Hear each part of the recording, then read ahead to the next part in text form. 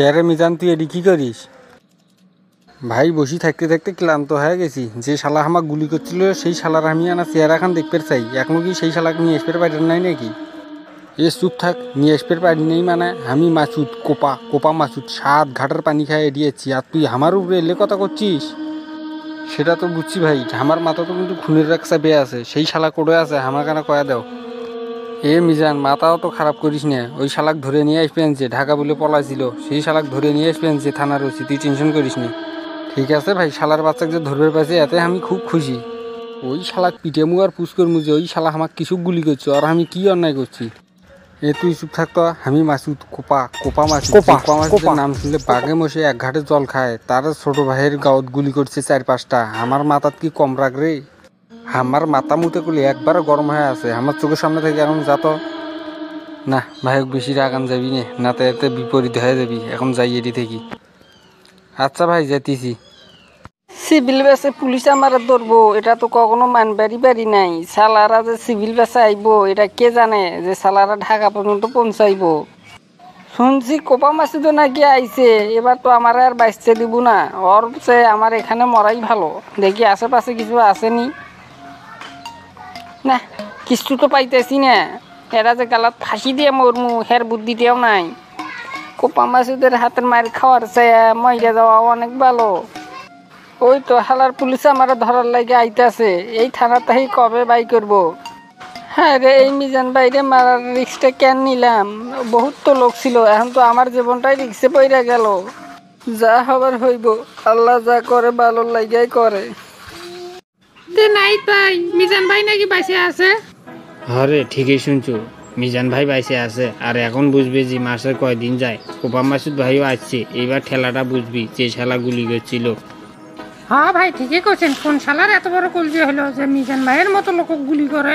এত দৃষ্টান্তমূলক ফাঁসি হওয়ার দরকার। ফাঁসির থেকেও কঠিন শাস্তি হবি রে, তুই টেনশন করিস না। কোপা মাসুদ ভাইয়ের নাম শুনছিল, শুধু তো নামই শুনছিস, কোনোদিন দেখিস নাই। দেখতে যাস, একবার দেখলি তুই বুঝবু যে সে কিরকম লোক। তার নাম শুনলে আগে বাঘে মশে এক ঘাটে জল খাইছে রে, এক ঘাটে জল খাইছে। ঠিকই করছেন ভাই, আমার আনা দেখতেই যাওয়া লাগবি। সে কিরকম পাওয়ারফুল লোক, শুধু তো নামই শুনছি, কোনোদিন দেখি নেই। আচ্ছা ঠিক আছে, তুই দেখতে যাস। থাকে তাহলে অন্য সময় কথা কমনে।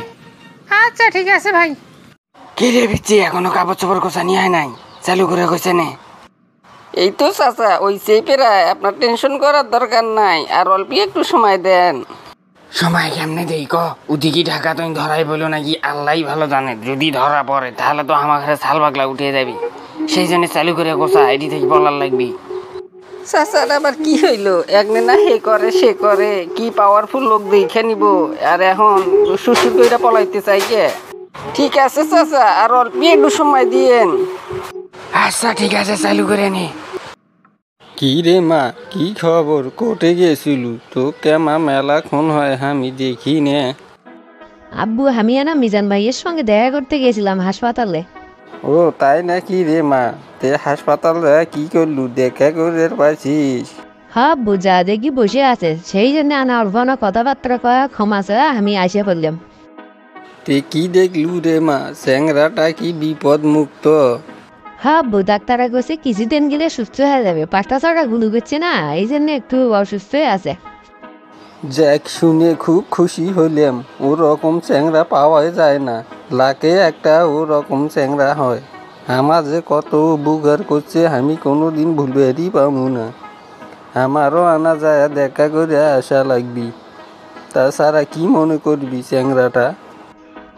আচ্ছা আব্বু, তুমি একসময় গিয়ে দেখা করে এসো। তে মা বস একটু, মেলাক্ষণ হয় আমি খাবার টেবিলত বসে আছি। যে পাগলি মেয়েটা আমার কোটে গেল, কোনো কিছু না কয়া গেল। খিদে তো সেই রকম লাগিয়ে গেছে। হ্যাঁ আব্বু, আমাকেও খুব খিদে লাগে গেছে, চলেন একসঙ্গে খাই। মা পানি আনার কথা মনে নাই, একটু পানি নিয়ে আয় তো। ঠিক আছে আব্বু, তুমি বসো, আমি আনতেছি।